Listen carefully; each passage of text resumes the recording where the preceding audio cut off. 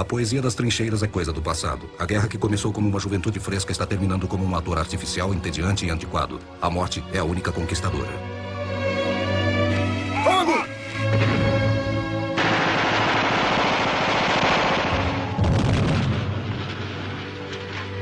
As batalhas da Primeira Guerra Mundial, 1914 e 1918. Episódio 4.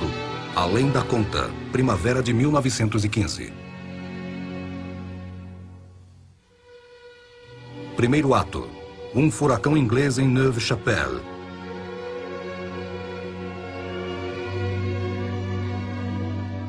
A BEF, após um triste inverno nas trincheiras, não tinha condições de apoiar a ofensiva francesa até o começo da primavera de 1915. Fomos criados através da história, do patriotismo, heroísmo. Pensávamos que a guerra terminaria antes de chegarmos lá.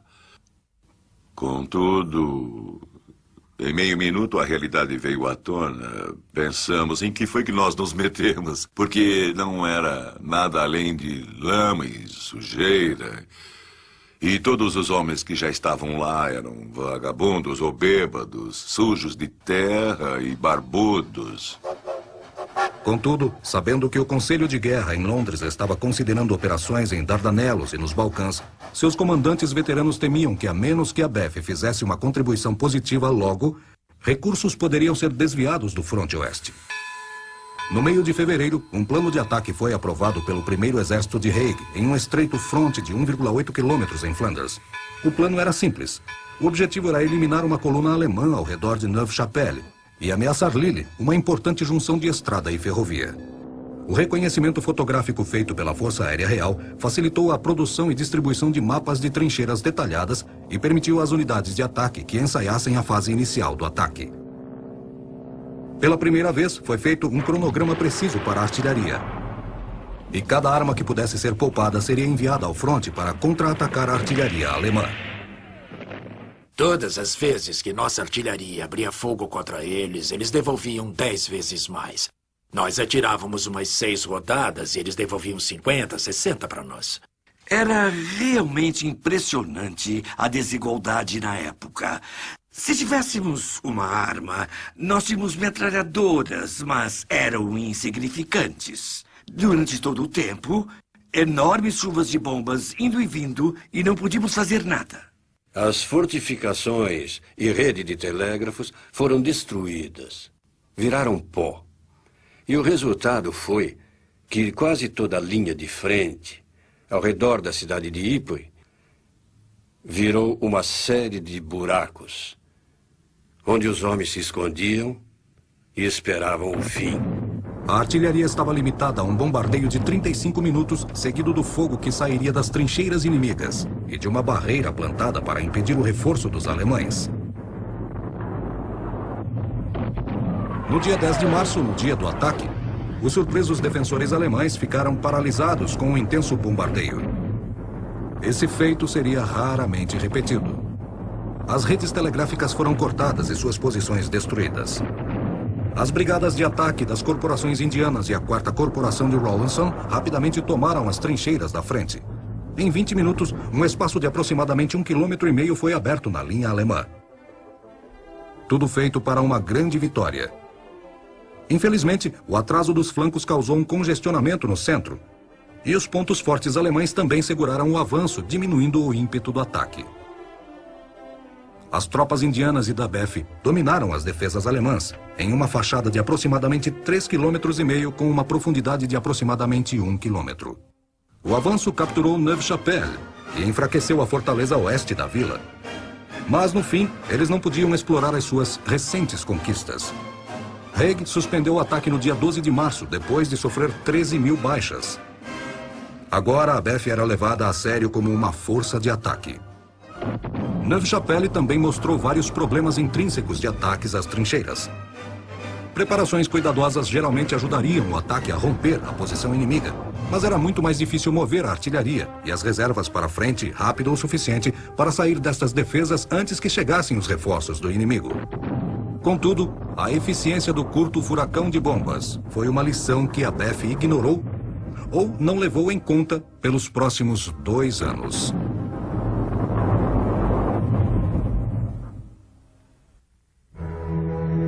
Segundo ato. Gás.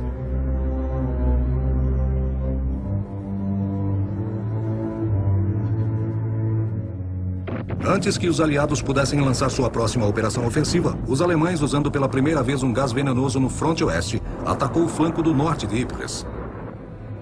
O gás era cloro, que mata, fazendo os pulmões produzirem fluidos que sufocam a vítima. Ypres era importante para os dois lados, mas, como Falkenhayn ainda priorizava o fronte leste, o uso de gás em Ypres foi meramente experimental. Logo depois das 17 horas do dia 22 de abril, seguido de um bombardeio curto, porém feroz, os alemães soltaram nuvens de gás de cloro de 5.730 cilindros. Mais ou menos 4 horas da tarde houve um bombardeio muito pesado. E um pouco mais tarde, nós vimos o efeito disso. A primeira coisa foi centenas de tropas francesas fugindo.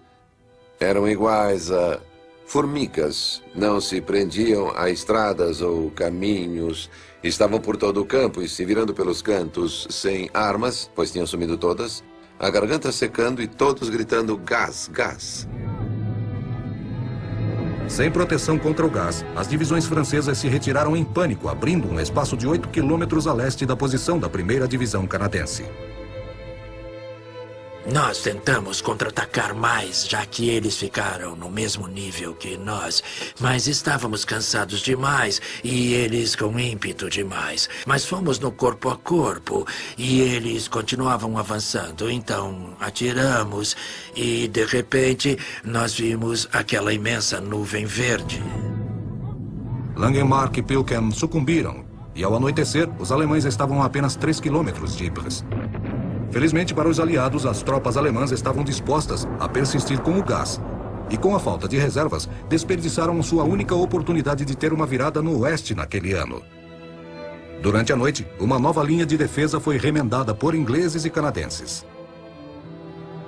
Quando o segundo ataque de gás ocorreu em Saint-Julien, no dia 24 de abril, os canadenses, utilizando toalhas, ataduras e lenços ensopados em urina ou água como respiradores improvisados, corajosamente evitaram mais perdas no fronte.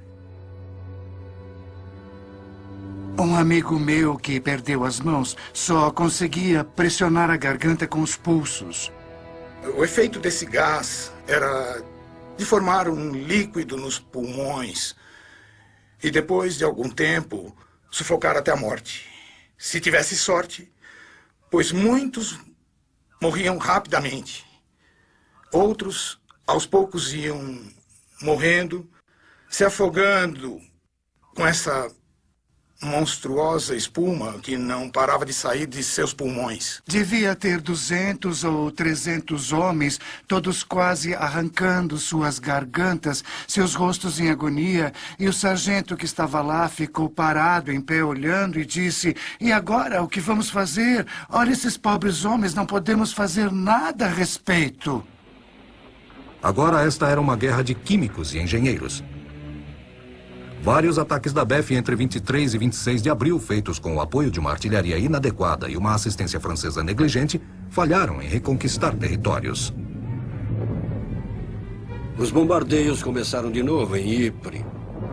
E na hora que levantamos e marchamos para a cidade, parecia que tudo estava pegando fogo.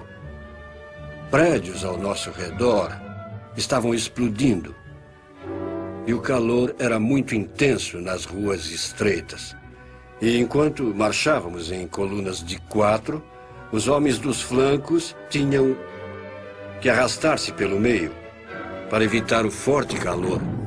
No dia 27 de abril, sabendo que os atiradores poderiam agora bombardear a colina pela esquerda e por trás, o general Smith-Dorrien insistiu em uma retirada rápida para uma linha mais defensável, ao leste de Poltsch e Wiltz, a quase 2 quilômetros.